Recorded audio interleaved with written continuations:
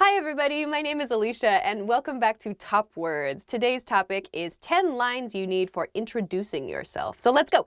Hello, it's nice to meet you. Hello, it's nice to meet you. You can only use this the first time that you meet someone. If you say this to somebody after you have met them already, you're going to seem either A, like you've completely forgotten meeting them, or B, like you are a very strange person for saying it's nice to meet you again. So when you use this the first time, you can shake hands with someone and say, hello, it's nice to meet you. My name is. The next phrase is, my name is blah, blah, blah. In my case, my name is Alicia. You can use this again when you're introducing yourself, or if you need to reintroduce yourself, you can use this pattern. When you meet somebody at a party, for example, you can say, my name is blah, blah, blah. My name is Barbara. My name is Stevens. You can shorten this. You can say, my name's blah, blah, blah. I'm from. After you've said your name, after you've shaken hands, you can say, I'm from the US, I'm from Japan, I'm from Turkey, I'm from your mom's house, I'm from I'm from a cave in Southern Europe, I'm from your country, or I'm from your city. I'm from the future. Wow. Wow. I have to go. I live in blah, blah, blah. You can use your city. You can use your country, you can use, even maybe if you live near a certain station, you can use the name of the station where you live. So for example, I live in America is fine. I live in Los Angeles is fine. I live in New York is fine. So your neighborhood is fine. If someone says, where do you live? And you say, I live in an apartment. It's like, what? So please use the region or the location where you live, not the type of place where you live. If you hear the question, what do you do? It's asking about your job. In English, people don't say, what is your job? That's not the question that we ask. Instead, the question is, what do you do? And the correct response to that is, I'm a, or I'm an, blah, blah, blah, followed by your job title. So if someone says, what do you do? You can say, I'm a teacher. What do you do? I'm an engineer. What do you do? I'm a donut shop tester. I'm years old.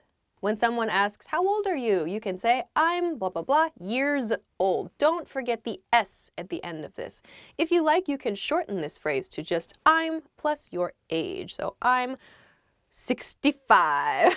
I'm 13. Whatever. I'm this many. Sometimes children will say that. How old are you? They'll say, I'm this many. Kind of cute. First time you meet someone, you might not ask, how old are you? If it's in a friendly case, like in a party after you've spoken to the person a little bit, it's okay, but just try to be sensitive to the context. Try to be sensitive to the people around you. And if you sense that maybe there's a very large age gap between you, it might be better just not to ask the question at all. I enjoy. Many of my students say, what is your hobby? But that's not something that native speakers will say. No native speakers say, what is your hobby? Instead, we ask, what do you like to do? Or what do you do in your free time? This is a much more natural question than what's your hobby? The answer to this then is I enjoy, or I like, plus a noun phrase. So for example, what do you like to do? I like listening to music, or I enjoy listening to music. What do you do in your free time? I like watching movies. What do you do in your free time? I like baking cakes. What do you do in your free time? I enjoy tap dancing. What do you do in your free time? I enjoy making new friends. Aww.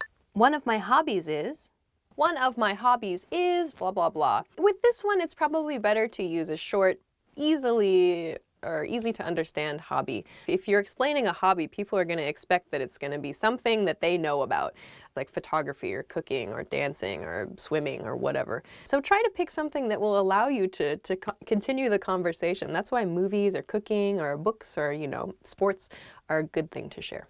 One of my hobbies is snowboarding. I've been learning English for.